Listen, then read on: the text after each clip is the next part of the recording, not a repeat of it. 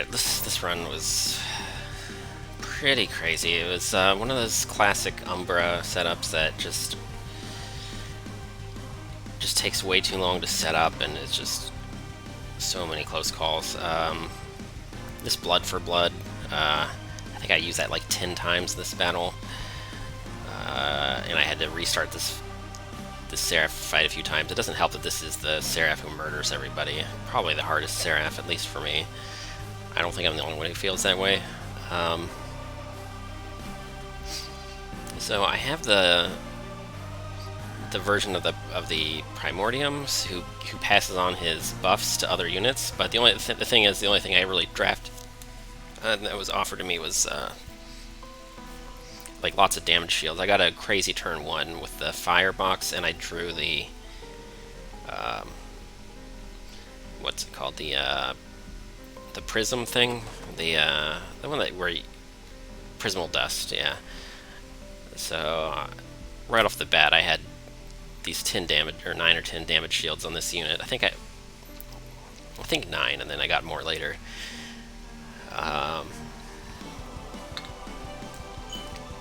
It's just I didn't collide him with a unit that I wanted to have with him right away, and it took me a few tries to figure out what floors they should be on. Like, I wanted to put it on the second floor so I'd be able to like wipe stuff out and have one more emergency goalkeeper who doesn't actually take as many hits and is like low maintenance, but it just didn't work out that way. Like, I had this alloyed construct who I wanted him to be the goalkeeper with a morsel maker, which is all great in theory, but it was just too slow. I didn't draw my cards in the right order for that to work. So with this on the top floor, I just had a lot of sacrificial lambs just sort of hanging out on the second floor here, and it was just real. Like, this unit almost died so many times. It's like a random spell shield here, a random chump blocker there.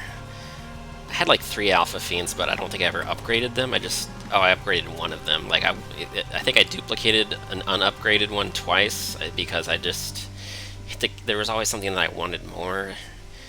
I don't know if I did the camps, if I made some bad decisions, or if I just got unlucky, but it was just, there just never seemed to be a good time to upgrade the Alpha Fiend and then duplicate for whatever reason. Maybe it's my fault. But yeah, like right off start of the game, I got this multi-strike relic, so clearly this Alpha Fiend was going to be doing some good work. But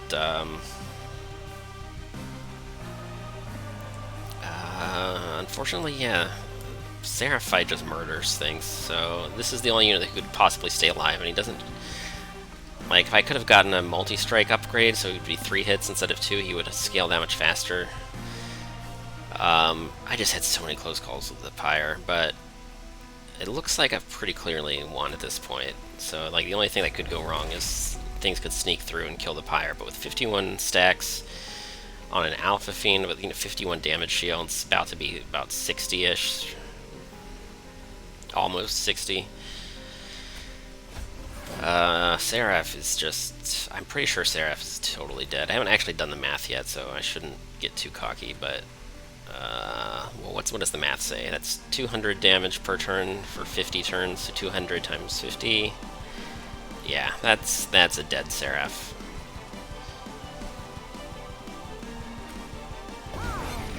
Alright, so...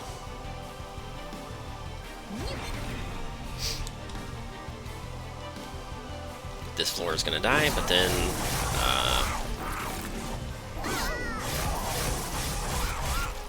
yeah, like this... even the refracting lens and the blood for blood, like either one of these relics... the refracting lens, what's interesting about that is I have 2 ember caches, so each one of those is... that's 4 consumes per battle. So that's a nice little combo. I had a lot of things that cost 2 energy, so it was really hard to play all my cards, so it was a good card regardless to have. I wish I could have had card draw, but I also need floor capacity. There just aren't enough relics. Anyways, so 8 procs of refracting lens. We're looking at Yeah, that's 40 Pyre health. And I think I did manage to play all of them, yeah. So both of these relics together, my Pyre would have been dead without either. If I'd been missing either one of them and everything else were the same, I would have died. It's just kind of ridiculous right now. But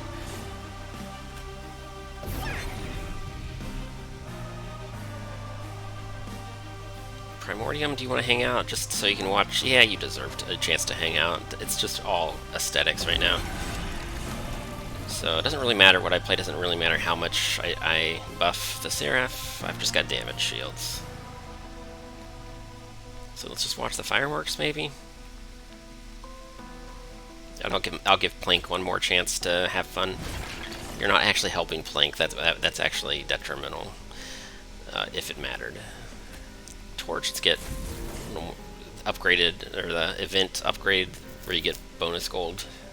Sure. And that was just for the lulz. And we win. That was... oh man. I don't know. I probably should have recorded the whole fight. But, I don't know, sometimes when I try to talk and play at the same time, I don't play as well, and I needed all of my brain power to make this work. This was...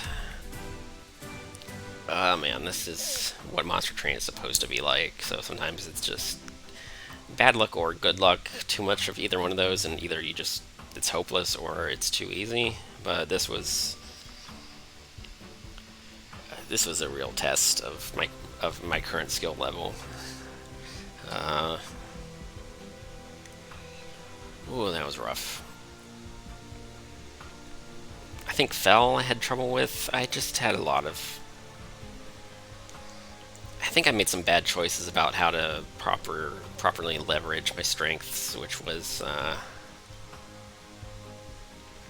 like, I think I took a spell camp because I wanted to upgrade. I wanted to do some shenanigans with, like... lowering costs because all my stuff was expensive, and it's just no. I needed to duplicate like a multi-strike Alpha Fiend as early as possible. Maybe a multi-strike Large Stone. But I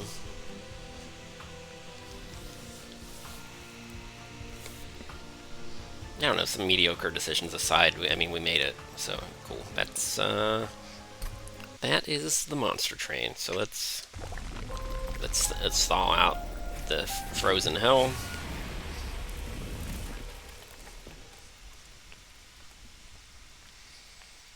Set everything sort of right, or at least as right as it's going to be until the DLC release. That was just, wow, that was super harsh. But we did it.